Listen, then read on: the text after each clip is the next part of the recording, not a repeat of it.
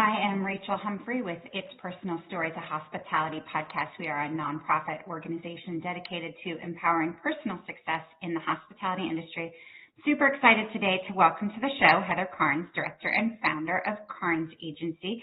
And for those who don't know, Heather and I have a long history together, and I'm really excited to dig a little bit deeper into Heather's story and some of her insights. Heather, welcome to the show. Thank you so much, Rachel. Thanks for having me. It's going to be fun. It is going to be fun. A walk down memory lane and learning a lot of new things. Indeed. Yep. Anyone who listens regularly knows that one of the things I really love about the hospitality industry is how everybody can chart really their own path. No two leaders share the exact same story and how they rose to leadership. So I'm hoping you can share with us a little bit about who you are and how you got to where you are today. And if you think there were any pivotal moments along the way that really shaped some of that trajectory for you. Yeah, no, it's a good question, and I know we can really start anywhere. I actually want to start at the beginning because I have an interesting childhood story that I do think that has really just shaped my entire career, has shaped who I am today. And that started with a diagnosis of rheumatoid arthritis at the age of 2. And a lot of my childhood memories were actually me in the hospital. At one point, I was in a wheelchair, and that's really where I feel like I was raised, was like in the context of just going through a lot with my family and being in and out of the hospital. But is what I recognize through that, now being a grown adult and being past much of that, is what is instilled in me is just a lot of resilience, a lot of grit, and a lot of really wanting to push boundaries in my life and to not be defined by my circumstance. And that started to show its way through me at a really young age. For example, in 5th grade, all of my friends were joining the soccer team, and it was like, that's what everybody was doing. Mind you, I had arthritis in my knees, and the last thing I knew my parents wanted me to be doing was to be running around on the soccer field kicking a ball. But I talked them into it, and I didn't want to be different than the other kids, so my parents let me join the soccer team, and I did it anyways, and I did it through the pain, and I did it because, again, I was in 5th grade, I wanted to fit in, and I didn't want to be defined by things that could be potential setbacks. And that carried into high school as well. Like I joined the cheerleading team. I remember being in a lot of pain and doing it anyways, but it all goes back to that idea of just not wanting to be defined by circumstance. And I tell some of those stories too, because I do think that a lot of what I experienced as a child and dealing with childhood illness, like I said, it just really shaped me as to who I am today. So one thing led to another. I actually grew up, out of all places, Gainesville, Florida. It's also the home to the University of Florida. I stayed in my hometown, and I went to UF. I got a degree in public relations from the journalism school there, stayed in town, and went and worked at a place called Naylor Association Solutions, and they're a publisher for associations. I did that job for 10 years, and there's a weird connection, an interesting connection point there, but actually that job at the end of 2015 is what actually introduced me to AHOA. And so I got my start in the hospitality industry as the managing editor of today's Hotelier magazine, which is still alive and well today, and I still get it in my mailbox at home basically every month, and I have been literally since 2016. So that's how I got my start with AHOA. I worked with AHOA in that capacity as managing editor for a few years. And Rachel, this is where you and I were introduced to each other. I have so many fond memories of being at industry conferences and meeting a lot of people, and for you truly taking me under your wing and really introducing me to the industry. I did that for a couple of years, and I was really struggling in one way, and that was in that I had spent 10 years at my first job out of college. I was in a really niche industry, right? So I'm doing association communications work in the context of publishing. And I'm like, oh my gosh, how am I going to make a career out of doing such niche work? No one else is going to hire me. What do I do? And of course, hitting 10 years at my first job out of college, I was like, okay, I need some change. I had actually worked with the American Hospital Association, and what that afforded me was some kind of context in the healthcare space. So I actually went and worked for a B2B marketing agency in Alpharetta here in Atlanta, got to work with some household names, and it was the work that I had done with the American Hospital Association is what opened that door for me. I did that job for 2 years, and at the end of that job, I was scrolling LinkedIn one day, and you actually had posted about needing a director and seeking a director of marketing over at AHOA. And that's the day that everything changed. And I know that you and I call that a very serendipitous moment, and I do too. That was just such a pivotal moment. So in the blink of an eye, I had accepted the position and came to work for AHOA. I was at AHOA for 6 years. Started off, of course, as director of marketing, and most recently concluded my journey at AHOA as executive vice president of communications and chief strategy officer. AHOA was such an incredible experience. I learned a lot there, and is what's interesting in grappling with that niche experience and wondering if I had made the right moves in my career and thinking that I had limited myself. I'm now the founder and director of Carnes Agency, which is a marketing, branding, and PR firm for the hospitality industry. And every single step along my journey to lead me where I am today has certainly played a pivotal role in preparing me to do the work that I'll be doing for Carnes Agency. Keep in mind that every journey is really unique, but everything that you do will ultimately lead you to what you will do next, which is really gratifying. I love a lot of the things that you say in there, certainly how much you took from your childhood in terms of character and wanting to keep push boundaries and keep learning new things and doing new things and not being defined by one thing, and then how that carries forward into your leadership. So I really appreciate your sharing that part of your journey. I want to talk about maybe right off the bat, talk about Carnes Agency just for a second, because for a lot of people, they'll say the biggest risks have been the most rewarding ones, but we don't all define ourselves as risk takers. Leaving an incredible role at AHOA, as you did at Naylor and other things before that, to then launch your own agency is a big risk. Would you say generally, do you think you're a risk taker? How do you analyze what risks are the right ones maybe, or what is your process in going through risk management? Yeah. So when I think about risk and I think about that in context of who I am, I'm like, absolutely not. I do not consider myself to be a risky person whatsoever. But if I peel back the layers of what I think risk is, to me, risk is really pushing boundaries. And a lot of people talk about calculated risk and this and that, and I think all of that, there's definitely a lot there, I think, in terms of analyzing, taking heart to your own situation and being calculated in the way that you do things. But I do think the way that I look at risk, like I said, is a way of pushing boundaries. And I've always connected, or at least identified, as someone who is a boundary pusher because of that constant push to not be defined or to not let certain circumstances hold me back. I was always trying to push the envelope with everything that I did, whether it was in my professional life or my personal life or just personal goals that I would set for myself. And through the small moments in growing up and through the big moments that I've experienced in my career, every time that I've pushed boundaries, I've learned, I've grown, and I've been able to do, I think, in a way that kind of, again, the past is serving the future and the present type thing. Being a risk taker is more about knowing what boundaries to push and what steps to take next, and to think about it in context of a comfort zone, right?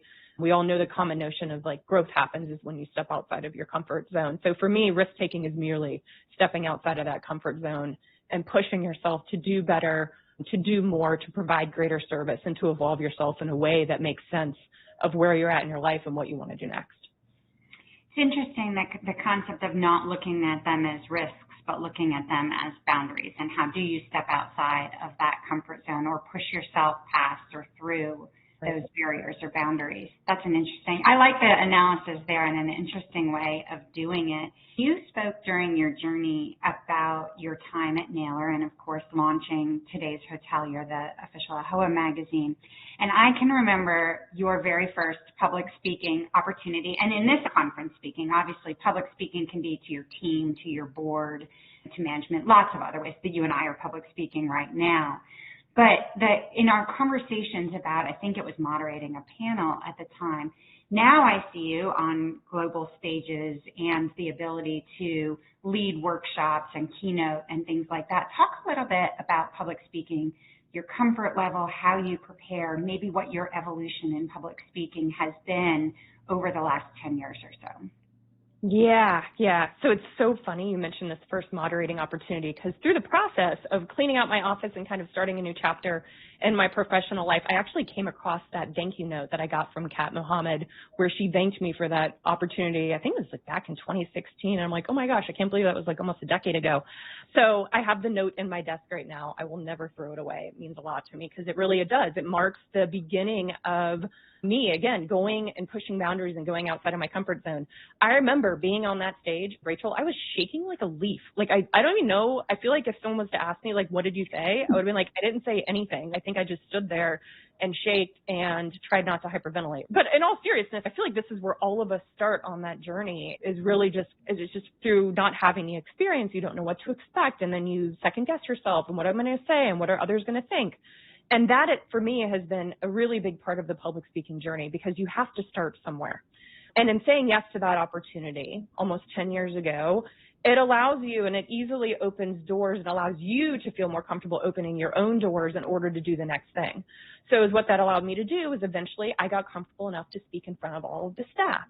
And then that would get comfortable enough to address an entire board and to present ideas and to represent myself and to represent the work that I was doing and members of the team. And that confidence leads you to, again, open more doors and say yes to more opportunities, which, as you had referenced, I've been able to speak on stages about personal branding. I've hosted my own workshops.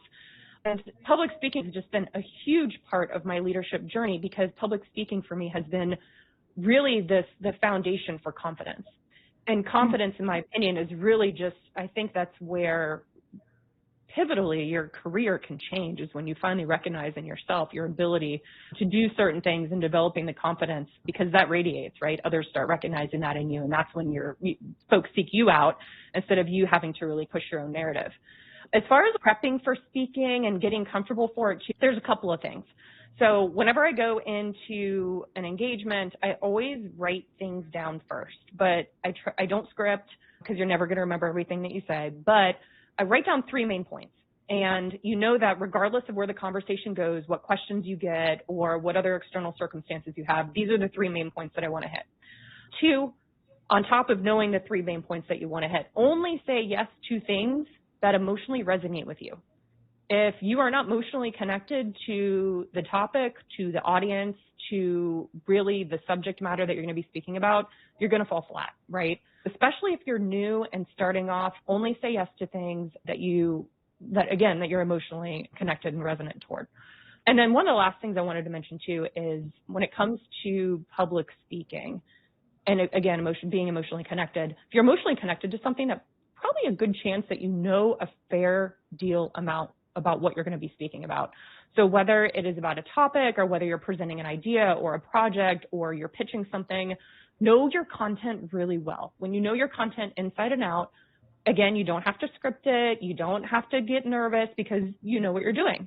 But the most important layer over all of that is you have to know the audience that you are talking to, and you have to know your content in context of your audience. I've seen a lot of people where they really know their content well, but they miss the mark because they forget who they're speaking to.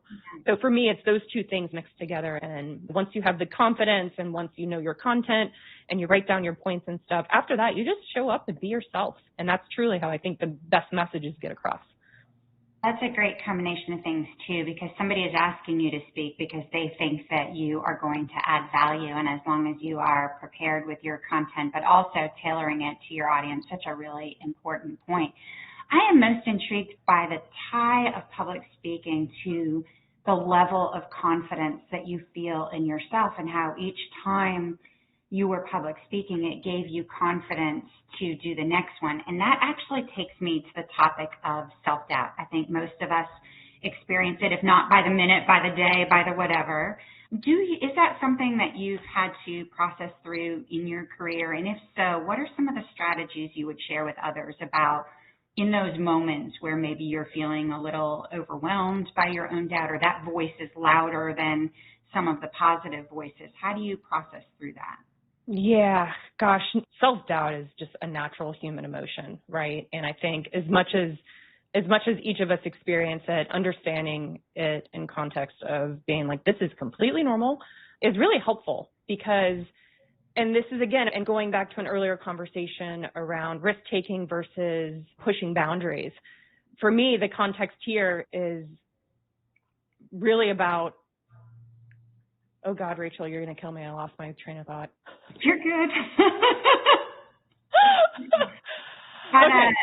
Yeah, I'm just on processing through the self-doubt and how the strategy. Right. Okay. Yeah. So self-doubt. Sorry. I went back and then I failed to come back forward. But no, self-doubt is ultimately about, it becomes a negative emotion because to me it's connected to a lack of understanding. And what I mean by that is we tend to have self-doubt because we're not fully educated, right, on really what the opportunities are or where or how we show up in a certain situation. So, for example, self-doubt, right? I'm going to bomb the interview. Essentially something that one would think before they come up on an interview like this. But that in context of the lack of understanding, it's okay, how many of these have I done? Do I know what questions to expect? Am I going to get nervous? Am I going to forget my train of thought? It's all based on fear. And fear basically comes from a point of lack of understanding or lack of awareness or knowledge. So in order to combat that doubt and self-doubt, it goes back to really just uncovering the missing pieces, right? And becoming more confident, because doubt, again, is just all about just not understanding or not being self-aware.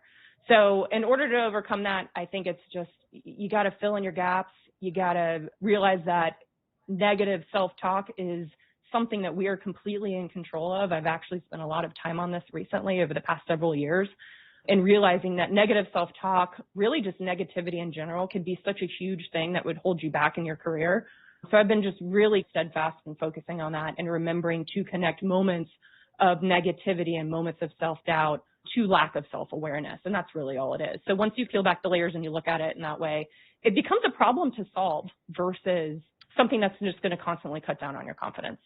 And you're changing that narrative by what you're doing. Instead of hearing all of the doubts, you're hearing the public speaking. What is my audience? What am I doing? What is my topic? What is my subject matter? And actually using the reality of the situation to change that narrative along the way. That's really good advice. I want to turn to some leadership skills for a couple of minutes. One thing I want to talk about, I had the privilege of serving during the pandemic on the leadership team with you. And I'm curious, even though we say the pandemic feels like 100,000 years ago at this point, what did you learn about yourself and your leadership during the pandemic? And what type of leadership skills of yours do you think you really leaned into to thrive and to lead a successful team during such uncertainty? Yeah. Gosh, man, digging this up, I feel like all of us, we look back on those years and we're like, all right, that was a blur. Let's leave it like that. Let's not dig that up anymore.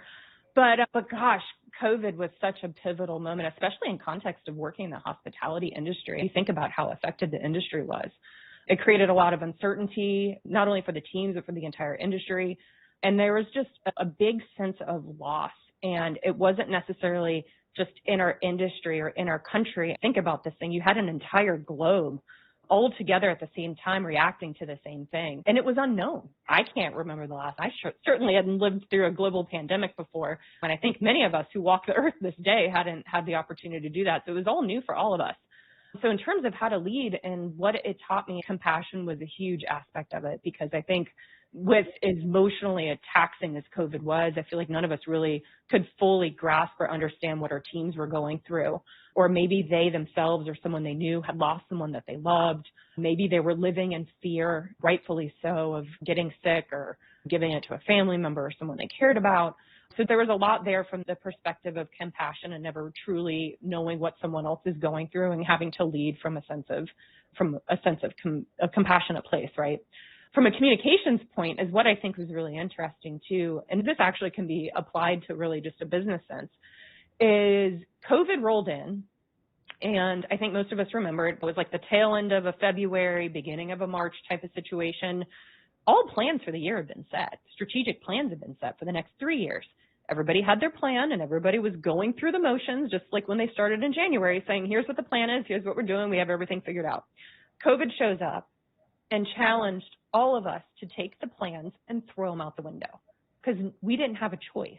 At AHOA, we didn't have a choice. The industry didn't have a choice. Everything that had been preset had to essentially be erased, and we had to start over. Not only did you have to start over, but you had to start from scratch. You had to start with zero context of what to expect, and you had to really pivot everything in order to serve in a different way. And what I mean by that is, like, we took out everything that we had planned for the year for communications. We had to start over. I remember actually working really closely with you, and we were like, okay, what does the industry need and how can we be of service? And that's simply all that we were trying to do at the time, was to figure out how to be of the greatest service considering the uncertainty. And I'm really proud of the work that we did as a team. We started up a daily newsletter. And I remember after COVID had passed and we had so many industry executives and leaders and CEOs saying, hey, thank you for the work that you did during COVID. I relied on the content and the communications that you guys were putting out because it's what made me feel connected to what was happening in context of the industry and COVID and everything else. But it was hard. But between the compassion and the need to pivot, there's a lot of lessons from COVID that still ring true today. It's interesting because I think compassionate and adaptable are two words I would definitely use to describe you in general. And so the fact that you focused on both of those as leading during the pandemic. Related to that, I'm curious, as you have progressed from the early days at Naylor until today at Carnes agency, you have, I'm sure, come across skills that you didn't learn in college or hadn't learned along the way that you knew you were going to need to be successful in any number of new roles that you've taken. Can you pick one of those and really talk about how you identified that it was something you were going to need to learn and then how you set about to learn it? Yeah, absolutely. And gosh, I think back to the Heather who came out of college, and no offense to University of Florida or their program, but I'm like, I wasn't prepared for anything. I could barely pick up the phone and call someone confidently without shaking like a leaf. I remember this starkly at my first job. So I say that because where I started out and where I am today is just accumulation of all those experiences and the people and the challenges and everything that I've gone through. But I want to focus on a skill that isn't a traditional, what someone would consider a traditional skill set. So it's not, okay, I needed to write better headlines or I need to write better emails or be a better communicator. I had realized, this is going on 2 years ago, that I was stuck in a cycle and a loop of negativity and of really reliving my past and waking up every day and feeling almost like I had this cloud hanging over me to where I was just stuck in a loop and a cycle. And this was in context of my work mostly, which is incredibly paramount. We spend so much time at work. It was bleeding over into my family life, but I was automatically jumping to like worst case scenario and everything. I was like a doomsdayer, right? To where it's like no matter what happened, I was always jumping to the worst conclusion. And as a leader, is what I recognize is like, this is no way to operate. And one, I'm being unfair to myself, and two, I'm being unfair to everyone around me, including my colleagues and my family. Just like everything else, mindset is certainly a skill that can be conquered. And I set out just to do that. So what did I do?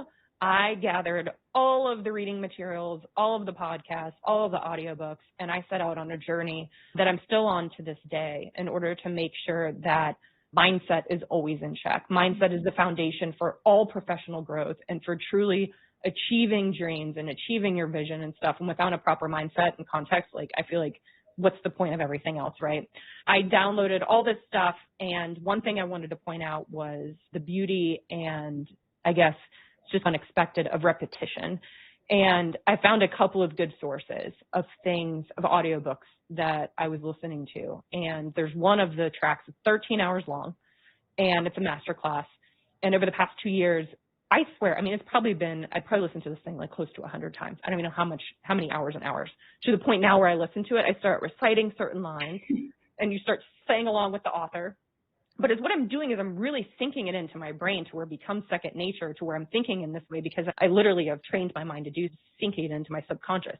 On top of listening to it over and over again and being able to repeat it out loud, the other aspect of that too is every time you listen to something, you hear something new.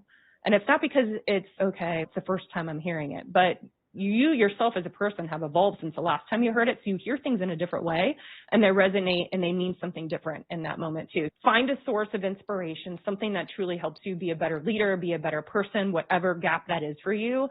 And my biggest piece of advice is listen to it on repeat. You will be shocked at the results that you could get in developing skills by really sinking it into your second nature. and not just doing it on first pass and being like, all right, I learned it, and letting it go and moving on to the next thing. What an important lesson, too, that this new skill, this mindset, it doesn't just impact your leadership or your ability to do your day-to-day job, but also your health and wellness, that of your family, your work-life relationships, things like that. Such a great thing. And to set out and say, I recognize that this is an area I want to grow and actually take the steps to do it while also doing everything else that you're doing. We talked earlier about personal branding, but in the context of it, it's a workshop that you've developed. I want to ask it in a little bit different of a way. Many of us are guided by either a personal mantra, a North Star, a guiding light, somehow that we want to be known, our value or core system. And I'm interested in, because personal branding was not a thing as I was coming up through the ranks, it's a very new concept. Do you think that you have a personal brand or a personal mantra that you've set for yourself that is really your guiding star in your life? Yeah, gosh, and I feel this could go in many different directions because I have all these sayings coming through my head. Again, it's the repetition. I can hear the author in my head right now. But in all seriousness, it's personal brand is what folks say about you when you're not in the room. And I will say, going through a big life transition recently and having concluded my journey at AHOA and starting this entrepreneurial journey, the amount of outpouring that I received and the things and reading and hearing all the things that folks had to say really, to me, reinforced what I thought my personal brand was, because everything that I heard reinforced that. Something that guides me every day that I do think is related to who I show up as and who I try to show up as every day. Really important saying. The world is only advanced by those who more than fill their present place.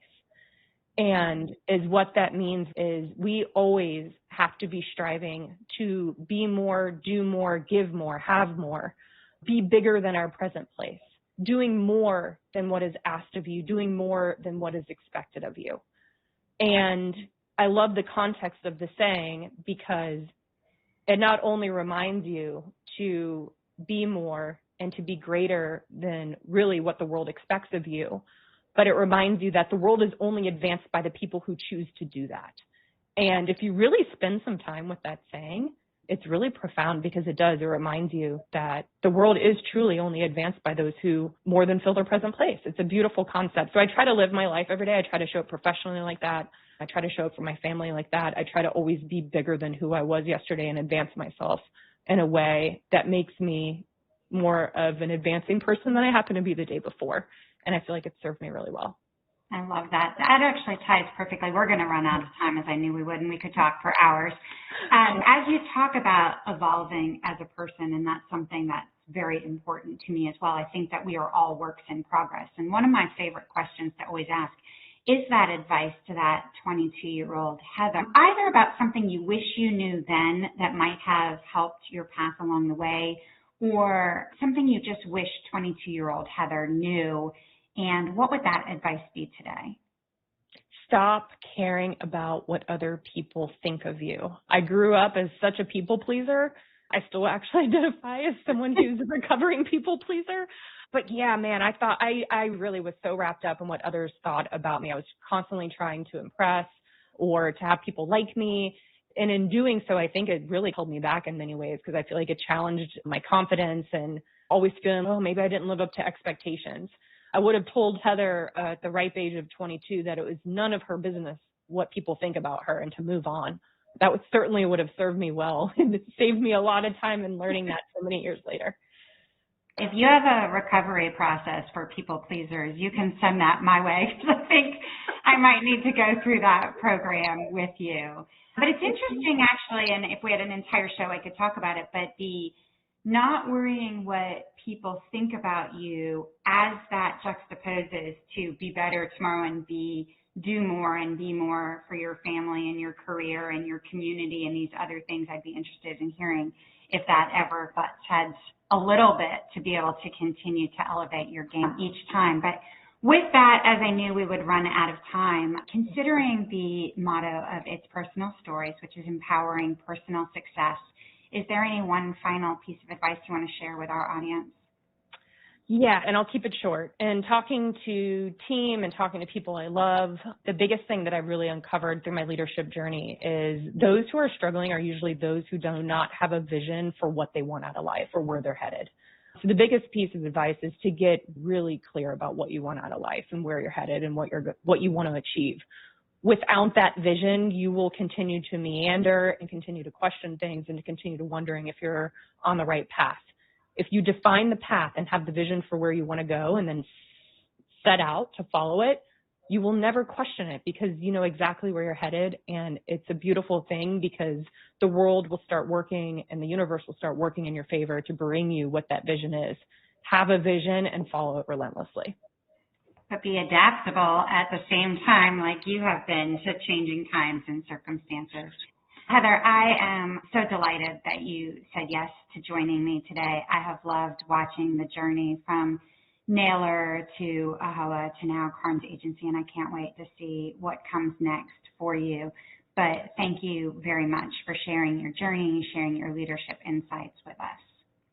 Rachel, you've been an incredible mentor and friend to me, so thank you for this beautiful opportunity. It's been so much fun.